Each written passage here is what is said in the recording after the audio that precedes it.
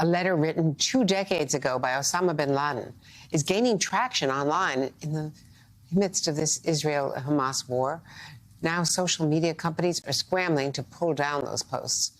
The so-called Letter to America by bin Laden was written about a year after the 9/11 attacks. In it, the terror leader criticized U.S. support for Israel, citing anti-Semitic and homophobic tropes. But now the propaganda is gaining attention anew online, with videos going viral on TikTok. Oh my God. I need you to stop what you're doing and go read A Letter to America. The way this letter is going viral right now is giving me the greatest sense of relief.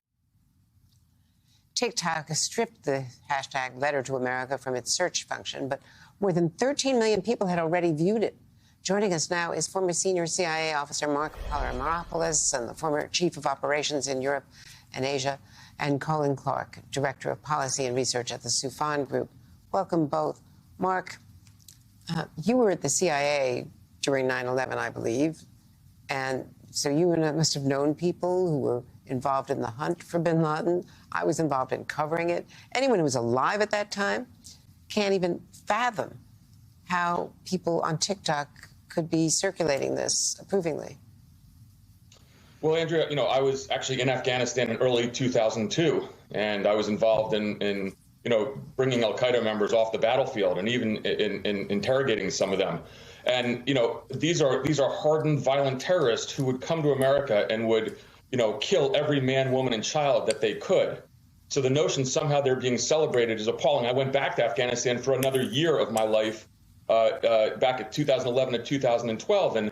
And so the idea that somehow this is the new kind of Che Guevara of kind of the young, Generation Z, again, is appalling to me. I think back, Andrea, to the famous AP photograph, which is called The Falling Man. And I'll get emotional even talking about it, about someone jumping from the North Tower. And the idea that somehow, some of the youth in America today can celebrate a man who perpetrated this attack is something that I never thought I would see.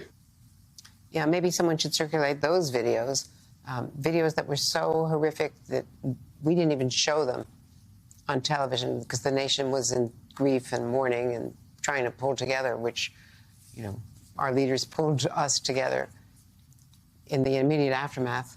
Colin, the New York Times is reporting that more than a dozen Jewish TikTok creators and celebrities confronted TikTok executives Wednesday night in a private meeting, and a Zoom, I think it was, and they wrote, the meeting held in a video call for 90 minutes, joined by more than 30 people in all, including the actors Sacha Baron Cohen, Deborah Messing, and Amy Schumer.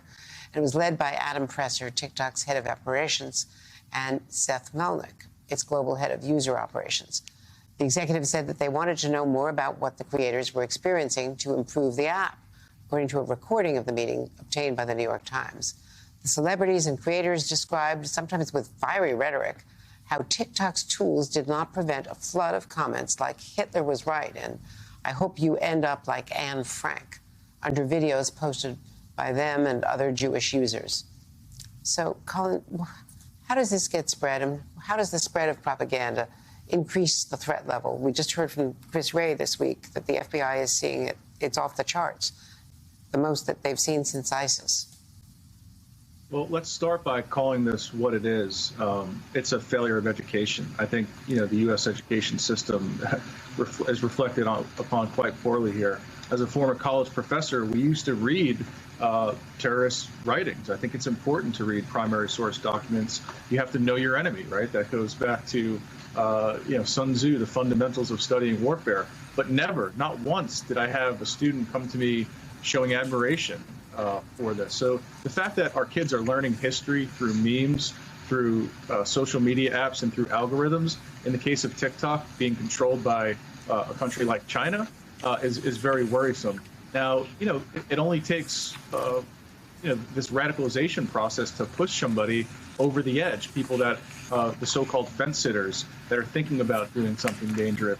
And again, it only takes one person, a lone actor, to go over that line. So we're in some pretty dangerous territory here, but I also think it speaks more fundamentally to the failure of education, and it's really something that we need to address in this country.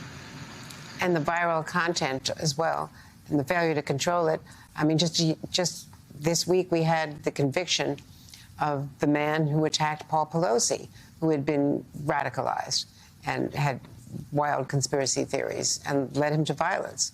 Mark, the White House wrote a statement about all of this, saying that there is never a justification for spreading the repugnant, evil, and anti-Semitic lies that the leader of al-Qaeda issued just after committing the worst terrorist attack in American history, highlighting them as his direct motivation for murdering 2,977 innocent Americans. So this is perhaps a generational issue. Young people who were not alive during 9/11. Well, that's right, and and I think it just goes to show that we never can forget. And so whether you go down to the site of the World Trade Center, in New York City, or as Colin mentioned, that we have to teach, the youth, what happened on that day, and the incredible response from the United States, frankly, from the intelligence community, from the military, that ensured that we were not hit again. But it certainly, to me, was an appropriate statement from the White House. But it does go to show that I think a lot of us thought, in the back of our minds, that Osama bin Laden, what we knew, was the epitome of evil. It seems, though, that we're still not, we're not teaching this enough. And so it has to do with kind of the education system. And again, it's the idea of just never forgetting what happened on that terrible day.